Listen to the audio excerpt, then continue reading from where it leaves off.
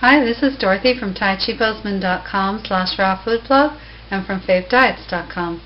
It started to turn cold here in Bozeman, Montana, so we're going to make some vegetable soup. And you know, it's good to follow somebody else's recipe when you first start making soups, either in the blender or even on your stove, because if you mess one up, you're not bloody likely to have soup for a while. So if you put in too much salt or too much seaweed or too much greens and you don't like it, it's too bitter or something, you might not make it for a while. So follow somebody else's recipe and then you'll really be hooked on them.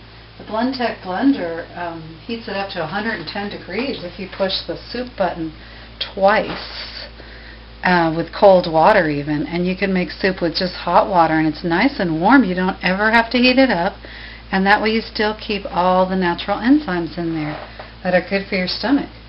So you're making a really good something for your stomach right now, but it's going to taste great. So in here I already put in about 1.5 cups of water and fermented barley water, which you don't have to do, you could just use water, and a tomato, a little bit of cilantro and some garlic, salt, and herbs. And the recipe is underneath this video. You just have to press the more button. Okay, so, and then I'm putting in a teaspoon of coconut oil to make it creamy.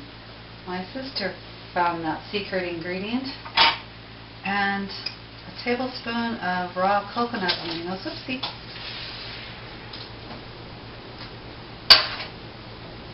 I forgot how it foams up because it's so fermented. And you could use here Bragg's amino acids or namashoyu. This is raw, so I'm trying to stay raw today. Or you could use miso or just a bit more salt. Okay, and then, so this is your soup stock. And then you can take a bunch of vegetables and stir them in by hand after, or you can put them in and pulse it. And I'm going to put it in and half of them in and pulse it just so you can see what it's like. So there's some carrots, celery, some sprouted barley, some Italian herbs from our garden, some green onions, and some squash. So I'll pulse it a couple times.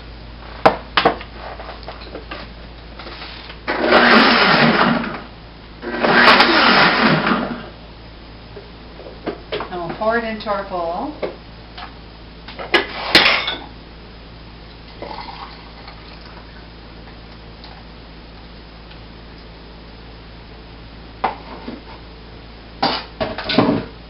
And then you can add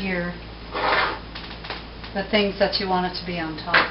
So you could do sprouted barley like I have, or you could do sprouted lentils and make it lentil soup. And if you don't want it to be red, don't add the tomato. You could add zucchini or spinach or kale.